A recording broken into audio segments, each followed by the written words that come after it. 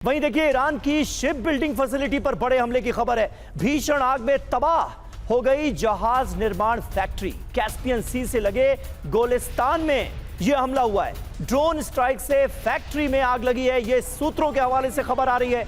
IRGC navy से जुड़े कई ठिकाने टारगेट पर नजर आ रहे हैं।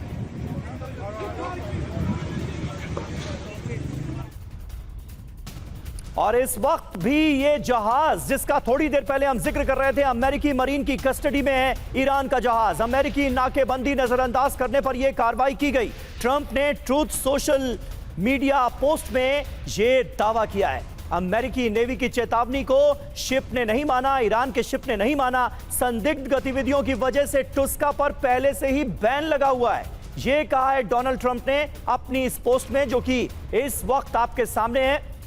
टुस्का शिप पर पहले से बैन है और उसने आदेश को नहीं माना और उस वजह से अमेरिकी मरीन ने इस ईरानी जहाज को अपनी कस्टडी में ले लिया है, ये ट्रंप बता रहे हैं।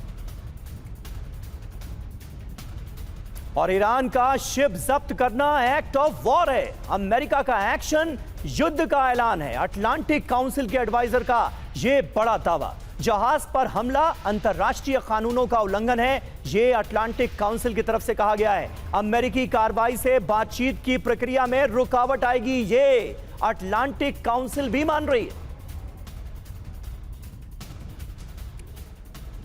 और जहाज पर फायरिंग से भड़का हुआ है ईरान। शिप पर फायरिंग का ईरान ने बदला लिया है। समंदर में अमेरिकी जहाजों पर विध्वंसक ड्रोन हमले की खबर आ रही है। ओमान सागर में कई अमेरिकी जहाजों पर अटैक हुआ है। ईरान की तस्नीम न्यूज का यह बड़ा दावा सामने आ रहा है।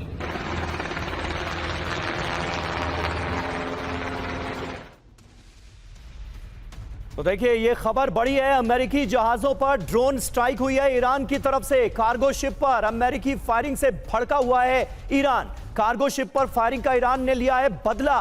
ओमान सागर में मौजूद कई अमेरिकी वॉरशिप पर अटैक हुआ है। अरब सागर में फैले अमेरिकी बेड़े पर ड्रोन स्ट्राइक हुई है। हॉर्मुज से अरब सागर तक अमेरिका के 16 से ज्यादा वॉरशिप मौजूद हैं। ड्रोन हमलों से अमेरिकी जहाजों में नुकसान हुआ है, यह दावा किया जा रहा है। तस्नीम न्यूज एजेंसी की यह खबर सामने आ रही है। प्रोफेसर राजन कुमार हमारे साथ मौजूद हैं। राजन सर, तनाव को कहां जाते हुए आप देख रहे हैं, और अगर हॉर्मुज स्ट्रेट में यह तनाव कम नहीं हुआ तो फिर बातचीत के मायने ही क्या रह जाएंगे? अब तो खबर आ रही है कि अमेरिकी कार्गो शिप्स पर ईरान ने भी बदले में हमला किया है। जी बिल्कुल, वहाँ पे समीर ऐसा लग रहा है कि जो अभी एक तरह से सीज फायर वहाँ पे चल रहा था, और लेकिन सीज फायर के दरमियान भी आपने देखा कि उन्होंने डबल ब्लॉकेट कर दिया कि ईरान के शिप्स को अमेरिका नहीं जाने दे रहा और दूसरे शिप्स को अमेरिका फिर वहाँ पे रोकने की कोशिश कर रहा है। जिसमें कि अभी ईरान के एक शिप पे हमले किया, जिसमें डुबाया तो नहीं, लेकिन उसके जो उसका अपने कब्जे में ले लिया। तो वहाँ पे अभी हालत बहुत ही खराब है। मैं बता दूं कि ईरान की अभी बढ़त है, यानी कि ईरान अभी राजनीतिक तरीके से या अपने डिप्लोमेसी के तरीके से दबाव बनाने की कोशिश कर रहा है, क्योंकि ईरान को लगता है कि अमेरिका अब मजबूर है, क्योंकि वहां पे प्राइस तेल का बढ़ता जा रहा है। जो उसके जो साथी देश हैं पश्चिमी एशिया में, वो उन पे दबाव बनाते जा रहे हैं और पूरे विश्व का भी दबाव है।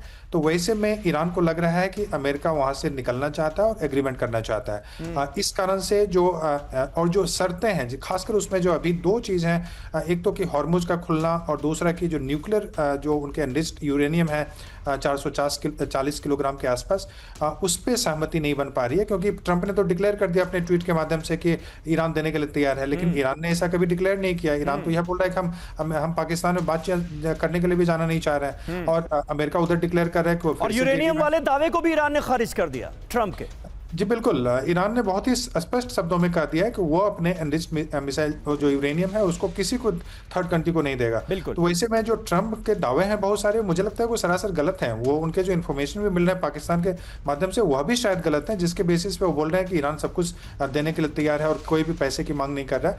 मेरे हिसाब से 3 मुद्दे हैं समीर, बस 10 सेकंड में बता दूं। एक है हॉर्मुज का खुलना, दूसरा एनरिच्ड यूरेनियम पे कोई किसी न किसी तरह का एग्रीमेंट होना, ताकि अमेरिका वहां पे क्लेम कर सके कोई विक्ट्री उनका हुआ है, और ईरान पे सैंक्शन अगर हटाने के लिए तैयार हो जाए तो थोड़ी बातचीत की संभावना बनती है। बिल्कुल बिल्कुल, ये 3 मुद्दे हैं। अगर इन पर सहमति बन गई तो निश्चित तौर पर ये एक बड़ा डेवलपमेंट होगा और शांति की कोशिशें रंग लाती हुई नजर आएंगी।